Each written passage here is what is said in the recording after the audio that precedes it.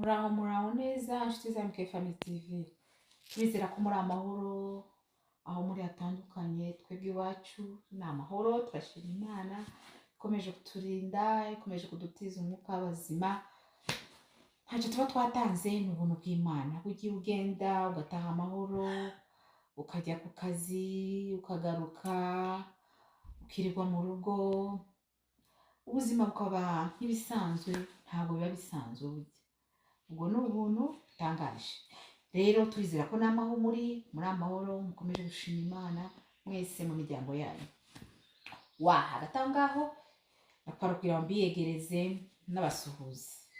Mbahaye ikaze rero mu kiganiro tugiye kugira muri aka kanya. Twebwe hano burije ni 2:30 z'ijoro. Murumva ko amasaha akuze, kandi hagati aho dufite akabeho kenshi cyane, ariko byose nibifatiriza hamwe kutuzanira ibyiza. Inshuti zanjye, ndashatse kuganira n'umuntu ufite umutumirwa hano, ariko uwo mutumirwa yanze ngo ntaje kuri kamera. Turaganira gusa, just kuganira. Hari bimwe agiye kudusangiza mu bumenyi bwiwe afite. Rero umutega amatwi kugira ngo mwumve ibyiza yaduteguriye. Okay, reka tumwegereze mu Kinyamurenge. Uwo mutumirwa mu mufore. Umutumirwa udasanzwe, special. Okay, reka tumwegereze. Umutumirwa nta wundi, ni umukobwa wanjye witwa Megan. Tuguhaye ikaze Megan. Tuguhaye ikaze. Ikaze ni kusema tunakuambia karibu. Asante. Okay. Leo uyu munsi leo sipendi kuongea Kiswahili. Uyu munsi turavuga Ikinyamurenge. Kuko uri Umunyamurenge, tugomba gukoresha Ikinyamurenge. Sawa? Ikinyamurenge ni ururimi rwiza cyane, kandi umuntu utazi Ikinyamurenge ntabwo azoja muri Kongo. Twazaza bakora test. Umuntu utazi Ikinyamurenge asigaye. Uzi Ikinyamurenge agende muri Kongo. Uzagenda? No. Utabaki? Yes. Hautaenda Kongo? No. Why? Hautaenda? Wana fight? Yeah. Hapana, kufight kutakuwa kumeisha. Karambira ngo ntazoja muri Kongo ngo baba bari kugwana. Hapana, kufight kutakuwa kumeisha. Kutakuwa amani tu. Yeah. Rero ndagira ngo mubaze utubazo, sibyo? Nzina kumbaza ibibazo mu Kinyamurenge, mu Giswahili usubize mu Kinyamurenge. Megan, rero tubwire inshuti zawe bitwa bande? Inshuti zanje ni Vanya, Halin and Ranim. Okay. Iyo muri kumwe n'inshuti zawe mukina iki? Niki mukunda gukina? Tukina hide and seek, tag and volleyball. Okay. Kindi kibazo. Ukunda tuvuge mu rusengero niko ukunda? Ni kuririmba, ni kumva ijambo ry'Imana, niki ukunda? Kuririmba. No kuvuga. Mukingahe turirimbire rero. Turirimbire indirimbo imwe ukunda. Iyo ariyo yose. Yaba Ikinyamurenge, yaba Igiswahili, yaba English, nta kibazo. Indirimbo yose. Turirimbire. Ijambo ni ryawe. Nina siri mbaya Yesu, kanifanya niwe rahisi. Burudisha.